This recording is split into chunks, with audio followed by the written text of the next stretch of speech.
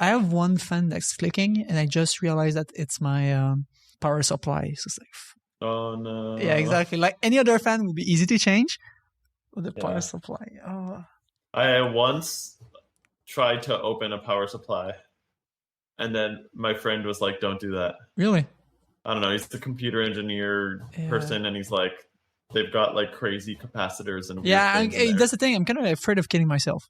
Yeah, they're like, he's like, do not, like, don't mess with it. Like, it's treat it as a unit, if you know what I mean. And if it's not working or noisy, like, just replace it.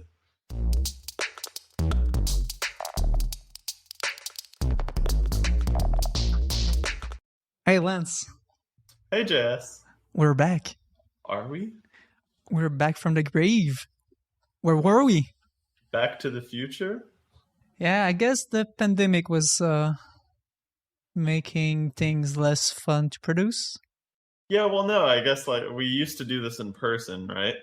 And then we no longer went to the same office as we previously did. So we're like, well, that sucks. Yeah, I guess it's harder to harass the other person to prepare an episode when you don't see them. Yeah, and I mean, I guess it was also rough too for like psychologically for the first few months and adapting to working from home and all these things. So, and I just moved into a new place as well. Ooh. So that took time, you know, Yeah, but for we're ready. Okay, let's And do now it. there's no more reason, if you know what I mean. Honestly, to yeah. not. We just need So- to prepare episodes. Which we like doing, I think. I find Yeah, it's it's fun. fun. So, welcome back to Randomly Typed. We were not there for maybe, 4 months? Now we're back. Something like that. Yeah. Welcome back, all you listeners, including my mom. And mine. Yeah. You know what? So the other day, to brag to a friend, I was like, yo, I'm doing a podcast. I was not really bragging, but that was the result. And he was like, how many people are listening to you? So I picked up my phone and looked at the numbers, and it was 668. I was like, no, I missed the 666. So that made me sad. So wait, that's unique. That's Yeah. unique. Listen. Unique visitors. Well, no, unique listens. Yeah. Okay, so there were probably repeats. I would guess most of them are like listening 30 seconds. You know? Yeah, right about now is the when they turn it off. Who am I to judge? Yeah. So, Jess, what are we going to be talking about today?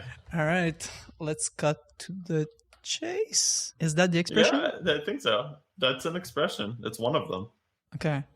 I guess that's the one I just used. Today we're talking about software versioning. What is it, Lance? Well, wait, it's not hardware versioning. That's for sure. Okay, that's not what it is. So yeah, what is it? So you're asking me for a definition on the spot? Yes, without using Wikipedia, please. Okay, well, versioning is when you want to keep prior states of things as like distinct things, I guess, right? As like a version is sort of ish like a snapshot in time. Sure. Of a software. Just because we're talking about software, but yeah, as something changes, the entire state of that thing changes. So that old snapshot doesn't reflect your latest state. And I suppose at any point in time, you could say, well, this is a new version. And then you could freeze that snapshot in time. Right. For me, like a version is like when you open Firefox, it's like, hey, do you want a new version? And you click yes. And you get like new icons and new features. That's true. Does it do that? I think it still does that. Actually, nowadays, there's just that little green arrow in the corner that says like restart and you'll get new stuff. Yeah. Which is nice. Whereas before, like back in the old days with IE6 and stuff, where they had like different browser versions that were differently compatible with things. And like, of course, like people who use their computers as like set-top boxes, they just like stick with the default browser that came on it. And so we're only just now like getting rid of IE6. I think most places are only targeting evergreen browsers now. What does it mean? It's like Chrome and Firefox where there's no like the updates are automatic. Oh, and you don't like there's no like specific version to target. It's just kind of everyone eventually comes onto the bandwagon of the latest updates. But I'm sure when you publish something on the internet, you still look at your features and make sure that like it works for like, I don't know, 80% of the browsers. Yeah, and like there's Can I Use too, which was like some site that tells you like some new CSS Flexbox feature or something, like what proportion of users on the internet can use, like would be able to use this thing. Right. So I guess that's versioning, right? Yeah. So I think we ended up as a bit of an aside, but yeah, it's just like pinning state of your software. Yeah. So at a specific moment in time with specific versions and stuff. Yeah. So what I want to talk about today is like software versioning schema, I guess. So like the numbers and letters we use to name those versions. Yeah, I know they're controversial. So yeah, people have opinions about this. I feel like it's one of those problems that are just like they're all bad. Yeah, there's no like clearly best way. There's so much ambiguity and pros and cons to all of them. Well, the two things we need to balance, according to Wikipedia, is like being friendly to humans. So like numbers that you can understand and like see that it's an upgrade from something else, and being friendly to machines.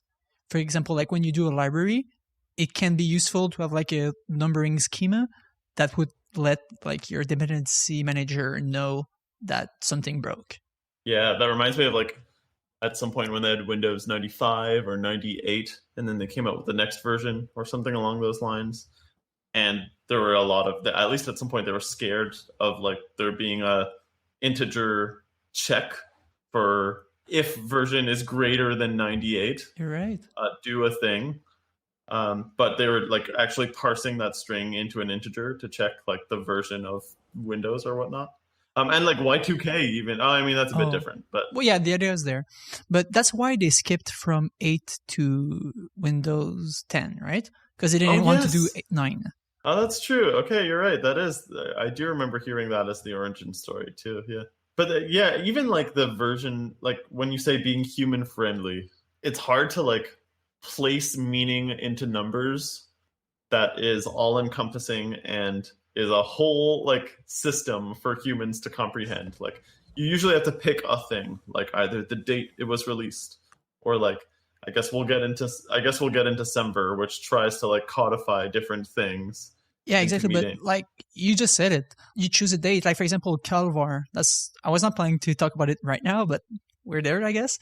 Many software in the last year decided to switch to Calvar, which is more. It's less strict than other things. It's more about like when was it released. Yeah. For example, like Windows. Now the big patches are with dates. I think Ubuntu is like Ubuntu is the it's the canonical one. Oh, you see what I did there? Yeah, because like we have like 2004, 2008, I think, 2010. 2004, 2010. Yeah, so it's like the first numbers for the year and the other for every the months. 6 months. Yeah. But that's the thing. Like, is that really human friendly? Like, that's human friendly in one very small sliver of things that humans care about, which is the frequency of software delivery. Yeah, right? but it's better, I guess, than version ABCY13Z, right? Yeah, it's definitely better, but I mean, I don't know. I feel like there's probably some. So, like, Semver tries to add more meaning into their version numbers, right? And that, like, it's more than just a date. Like, a major version bump is supposed to indicate that there was a major breaking change. And so, yeah, I guess they're for like the numbers and the versioning formats. I suppose it's just like developers trying to tell you some aspect of what this thing means and what the change means. For Ubuntu, like those numbers are like LTS, right? So they're long term. But that's the thing, like not all of them are. So for Ubuntu, it's every 6 months is a new release with a new version number. And every 2 years is an LTS. All right, that's it. Yeah. But the version number doesn't even tell you whether it's an LTS or not. Yeah, but it tells you that this version will be managed by Canonical for some time. So like the LTS, I think it's like 5 year. Yeah, something like that. Yeah, maybe. But like if I just said like 3004, that doesn't tell you whether it's an LTS release or not. It doesn't tell you what's in there. Like, it doesn't have any. Yeah, I agree with you. But if I were to give you a CD of Ubuntu with like 10.04 on it, it was like, maybe I wouldn't install that one. Oh, yeah. But only because of the day. Yeah, exactly. Like, that's what I'm trying to say. Like, human friendly is super subjective as to like, what do humans even want? Yeah, absolutely. But it's more than not having it. Oh, yeah, for sure. And yeah, if we compare like the Semvar, which is, I guess, really used for like dependencies and library. Most things use Semver, I feel like. It's a very common thing nowadays. Yeah. I know like NPM and like the JavaScript ecosystem is really heavily invested in that. Yeah. Should we describe what Semver is? Yeah, please go. So Semver is a versioning scheme in which you have like 3 numbers that are associated to a version. One of them is why can't I remember this? One of them is major, one of them is minor, and one of them is patch, I think. Yes. Like the numbering is like major dot minor dot patch. Patch is supposed to indicate that like you can basically ignore them. It's just saying that this is a different version because the code is different, but from a API, like usability and API perspective, it's the same. Yeah, but you should probably install it because most probably you'll have like a security fix or something like that you want. Yeah, likely. And minor is supposed to indicate that nothing broke, so your old code will still work, but there's either a new feature or like the API changed slightly. But if you stick within the same major versions of a thing, theoretically, your code should still work. Even that is super ambiguous and difficult to tell because like they might have added a new function name onto an object that you happen to be overloading in your code or like monkey patching in, right? So like, is that like it technically broke, but is that considered a major change or not? And if so, then like you can't ever change anything because then it might possibly break someone's code. So I guess it's like treated like the developer treats it as like what is minor, what is major, and they just go from there, I guess. So that's very interesting because I feel like you read the doc I prepared because which I did not do. I never prepare. Because that's like the next point of like there's many people that are against Semvar because they feel like it doesn't mean much. Like your example was perfect. It's like if I add an attribute to an object, it shouldn't break. Here I have like air quotes, but it might break for like 0.1% of your users. So is this a non-breaking change or is it a breaking change? At that point, like the minor patch doesn't mean anything because what's your threshold? Is it 1%? 10%? Or like what action? Like there should be like exactly. But the thing is, it's so hard to even like APIs are hard to even like grasp like without them and like defining every change to your API. But exactly, so that's what most people are saying against Semvar is like stop trying to be that I guess computer friendly and do a good changelog and go read the changelog. Like things gonna break. Take the time to see the new attribute and shit. Yeah, the thing is that it would be nice if we could find some way to like convert said changelog and said changes or like API changes into a number that computers can read and that is significant for people at a glance. But the thing is like that'll never happen, right? I feel like, for example, if we talk about like Node or any untyped language, I feel like the Semvar is kind of it's poisonous because you'll think that things won't break. But it might break. But they might. Yeah, but like, for example, if you have like Rust, you cover so much more thing because if it breaks, there's a chance that your compiler will catch the problem. Yeah, but there's also, have you heard of that Crater tool? Nope. That the Rust team uses? Nope. It's Is it the thing that compiles every single packages against everything? Yeah, so there's like a very big list of crates, which are packages. I mean, they publish their own packages, right? And this tool will like on a change of either standard library or whatnot, will attempt to recompile every single one of them to make sure that at least like to give a signal as to whether this is a breaking change or not. The thing is that, of course, things will slip through the cracks and that like they're depending on the tests of third-party authors, right? They might not be testing it right. They might not they might not include the right packages to be testing, because I mean you can't test every single one either, right? So Yeah, but that's kind of cool. So they're using like the ecosystem to decide if things are breaking or not. it's still not perfect though, right? But it's still nice. Yep. So yeah, I feel like those compiled language have like an advantage compared to the uncompiled one. Yeah, well, definitely. Well, especially Rust, which tries to be as sound as possible.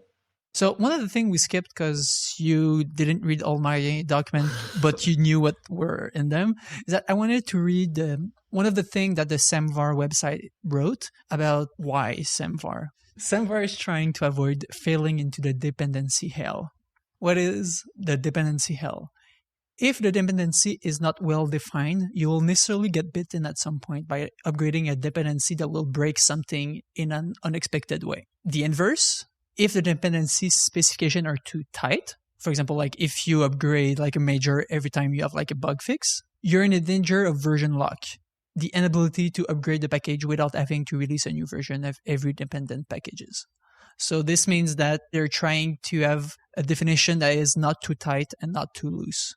And that you allow developers to set their threshold for what they want to examine, I guess. Yeah, exactly. Like some might want to check every patch, but others might want to not care about them or not care about minor releases.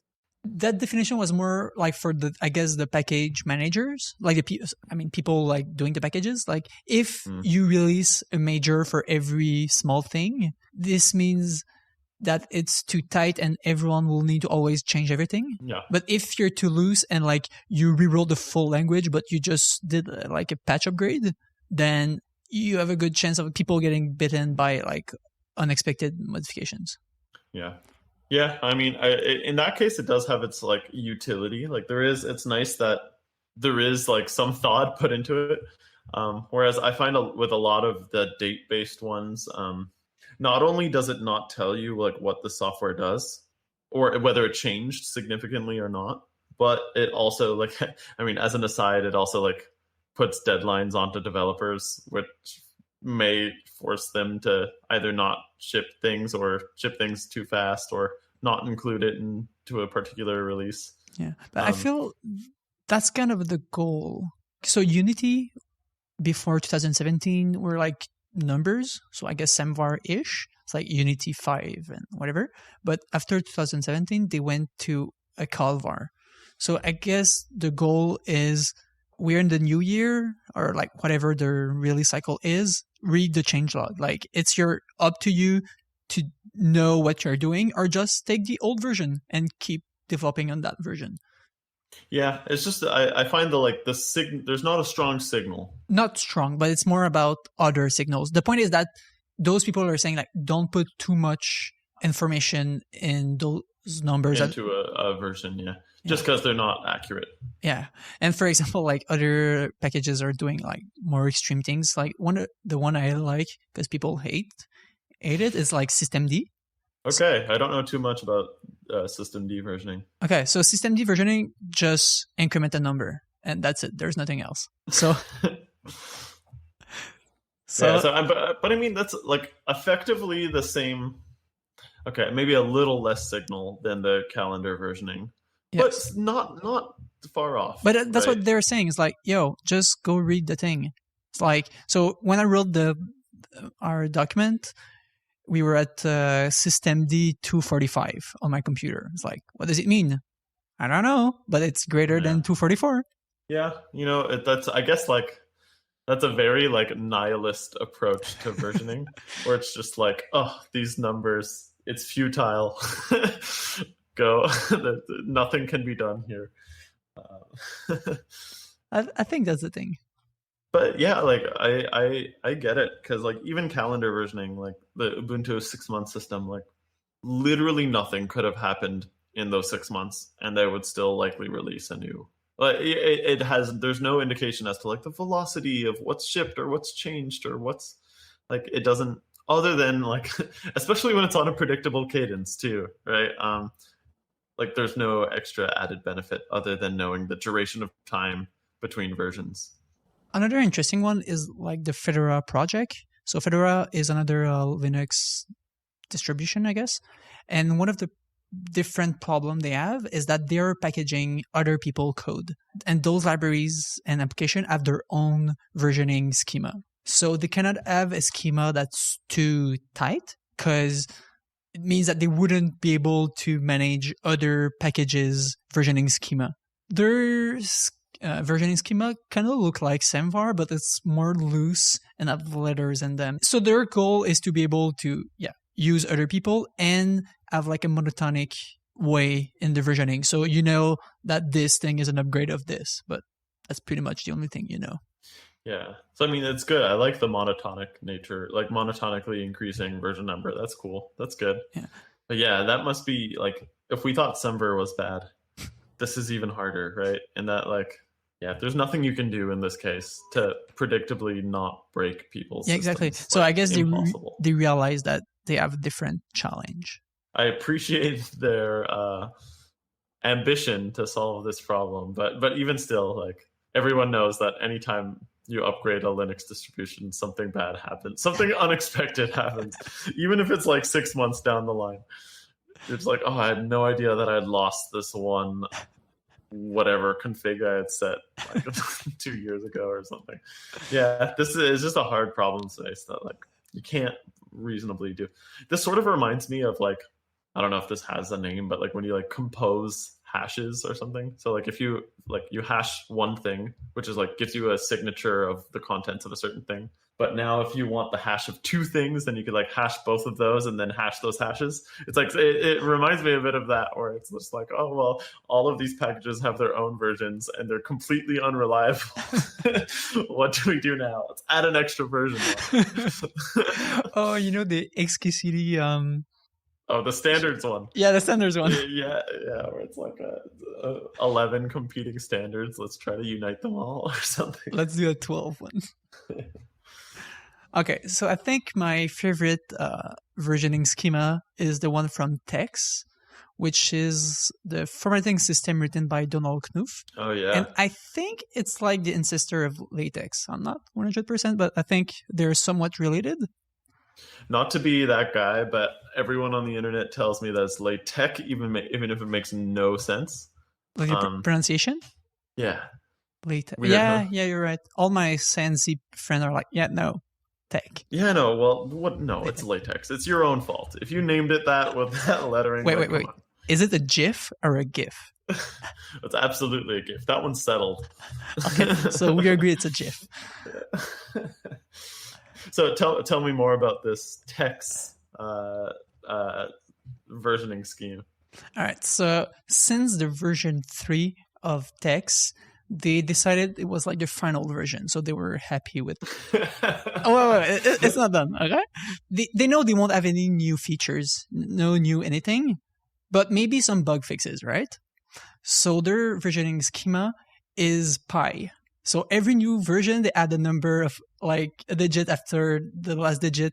So they're going closer to the perfection. Ah, I see. So like they just add an extra like decimal point. Yeah, from pi.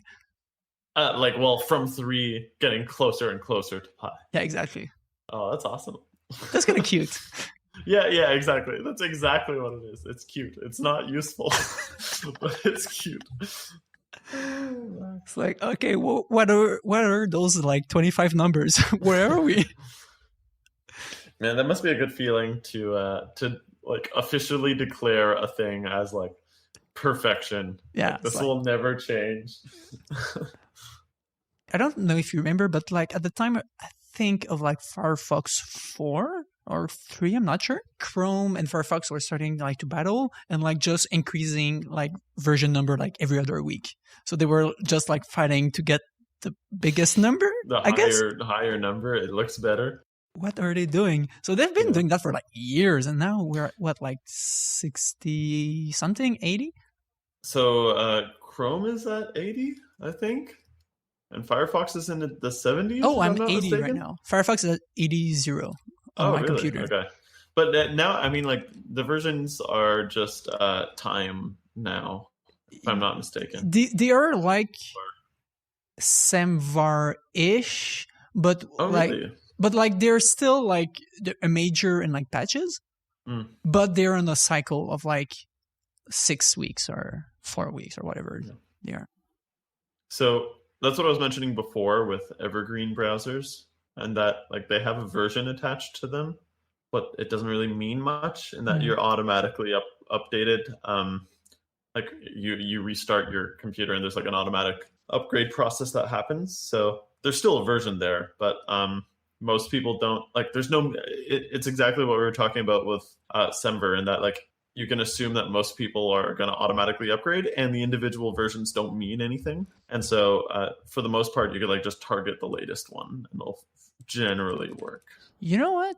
I actually am not sure you're right. Like, let's go see like the browser version. What would be the name? Like version usage, maybe? Because I wonder how quick like the upgrades get into the wild.